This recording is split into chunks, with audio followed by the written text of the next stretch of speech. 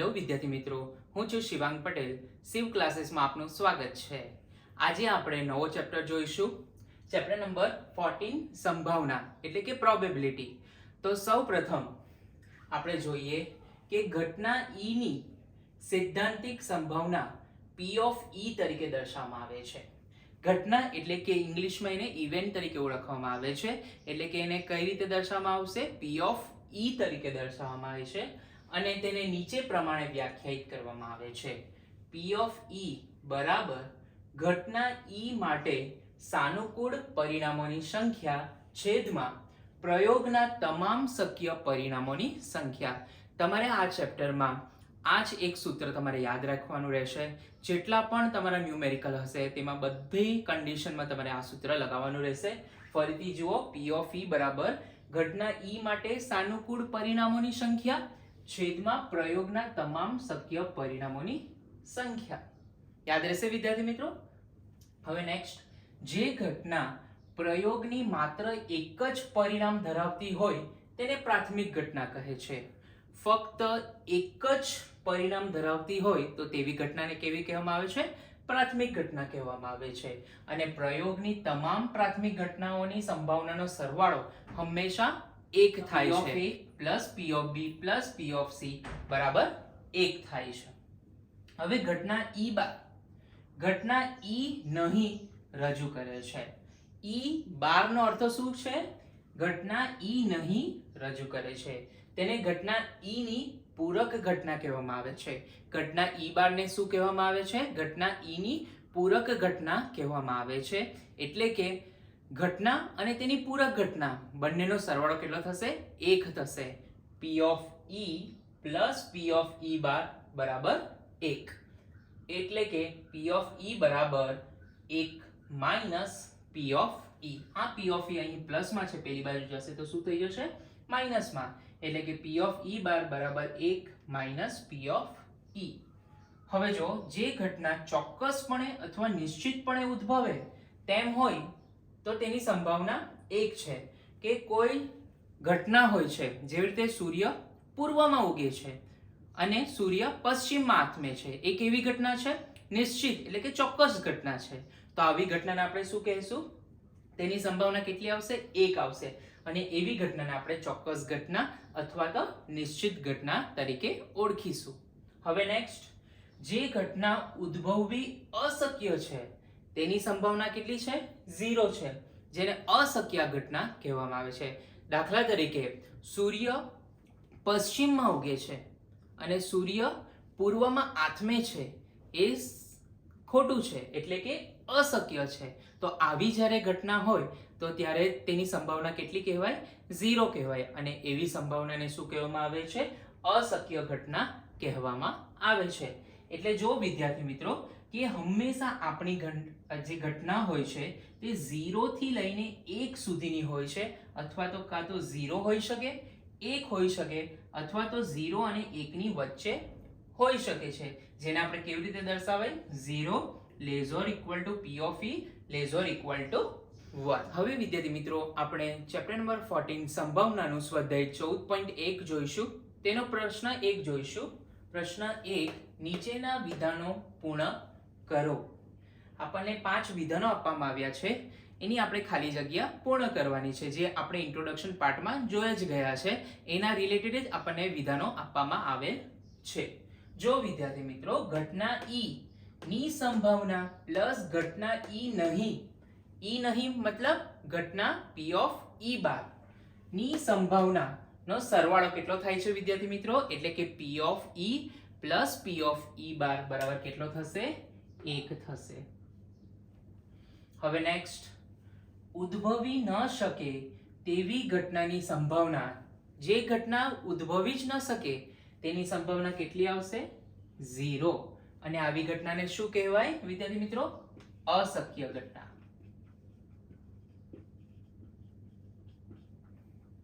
Next, ચોક્કસપણે ઉદ્ભવતી ઘટનાની સંભાવના કે જે ઘટના ઉદ્ભવી શકે છે એની સંભાવના કેટલી કહેવાય? 1. અને આવી ઘટનાને ચોક્કસ ઘટના તરીકે ઓળખવામાં આવે છે. નિશ્ચિત ઘટના પણ કહી શકો તમે વિદ્યાર્થી મિત્રો, અને ચોક્કસ ઘટના પણ કહી શકો. પ્રયોગની તમામ મૂળભૂત પ્રાથમિક ઘટનાઓની સંભાવનાનો સરવાળો હંમેશા કેટલો થાય છે? પ્રાથમિક જેટલી પણ ઘટના હોય છે જે એક પ્રયોગની, તેની ઘટનાનો સંભાવનાનો સરવાળો હંમેશા 1 થાય છે. નેક્સ્ટ, ઘટનાની સંભાવના હંમેશા ખાલી જગ્યાથી મોટી અથવા તેના જેટલી, એટલે કે 0 થી મોટી અથવા તેના જેટલી અને 1 થી નાની અથવા તેના જેટલી હોય છે. વિદ્યાર્થી મિત્રો, તમને ખબર જ છે કે ઘટના 0 less or equal to p of e less or equal to 1, એટલે 0 અથવા 0 કરતા મોટી, 1 અથવા 1 કરતા નાની હોય છે. હવે વિદ્યાર્થી મિત્રો, આપણે સ્વાધ્યાય 14.1 નો પ્રશ્ન 2 જોઈશું. નીચે આપેલ પૈકી કયા પ્રયોગના પરિણામો સમસંભાવી છે એ સમજાવો. એટલે કે સમસંભાવી એટલે કે ઇક્વલી લાઇકલી કયા છે પરિણામો, એ આપણે ચેક કરવાના રહેશે. તો જુઓ વિદ્યાર્થી મિત્રો, આપણને પ્રયોગ શું આપેલું છે? ફર્સ્ટ નંબરમાં ડ્રાઈવર કાર ચાલુ કરવાનો પ્રયત્ન કરે છે અને પરિણામ શું છે?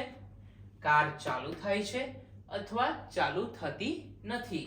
તો આ પરિણામ સમસંભાવી નથી, કારણ કે અહીં કારની હાલત દર્શાવી નથી.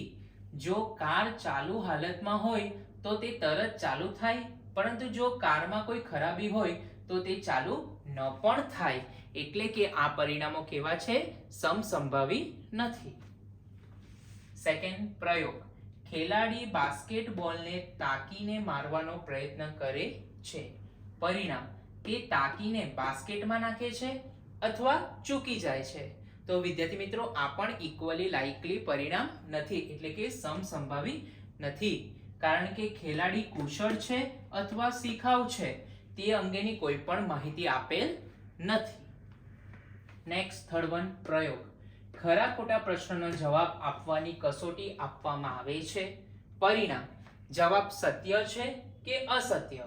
તો વિદ્યાર્થી મિત્રો, આવા પરિણામો હોય છે, એવા પરિણામો શું કહેવાય છે? સમસંભાવી છે, કારણ કે જ્યારે ખરા ખોટા પ્રશ્નનો જવાબ આપવામાં આવે છે ત્યારે ફક્ત 2 જ શક્યતા છે, જવાબ સત્ય હોય અથવા તો અસત્ય હોય. તો આ કેસીસને આપણે શું કહીશું? સમસંભાવી પરિણામો. ફોર્થ વન પ્રયોગ, બાળક જન્મ્યું છે. પરિણામ, તે બાબો છે કે બેબી છે. તો આ પણ શું થશે વિદ્યાર્થી મિત્રો? પરિણામો સમસંભાવી છે, કારણ કે જ્યારે બાળક જન્મે છે ત્યારે તે બાબો છે કે બેબી, એ 2 જ શક્યતા છે અને તે પૈકીની કોઈ શક્યતા બીજી શક્યતાથી અધિક હોય તે શક્ય નથી. માટે આપેલ પ્રયોગના પરિણામો કેવા છે? સમસંભાવી. હવે આપણે પ્રશ્ન નંબર 3 જોઈશું. શા માટે ફૂટબોલની રમતની શરૂઆતમાં કઈ ટુકડીને બોલ મળવો જોઈએ તે નક્કી કરવા સિક્કાને ઉછાળવો નિષ્પક્ષ ક્રિયા છે એવું વિચારાય છે. કારણ કે સમતોલ સિક્કાને ઉછાળવાના પ્રયોગના બંને પરિણામો, છાપ અને કાંટો, કેવા છે? સમસંભાવી છે. આથી સિક્કો ઉછાળતા છાપ આવશે કે કાંટો આવશે તેની આગાહી આપણે કરી શકતા નથી. એટલે કે આ ક્રિયા કેવી કહેવામાં આવે છે? નિષ્પક્ષ છે એમ કહેવામાં આવે છે. હવે વિદ્યાર્થી મિત્રો, આપણે પ્રશ્ન 4 જોઈશું. નીચેનામાંથી કયા વિકલ્પ ઘટનાની સંભાવના ન હોઈ શકે? આપણને અહીં 4 ઓપ્શન આપવામાં આવેલ છે.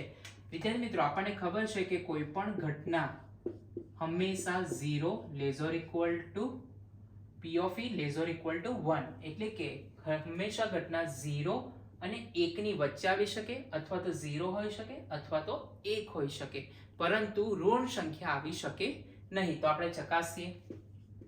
ફર્સ્ટ ઓપ્શન a બરાબર 2/3. તો 2/3 કરશું તો આપણને આન્સર શું આવશે? 0 પોઈન્ટ સમથિંગ આવશે.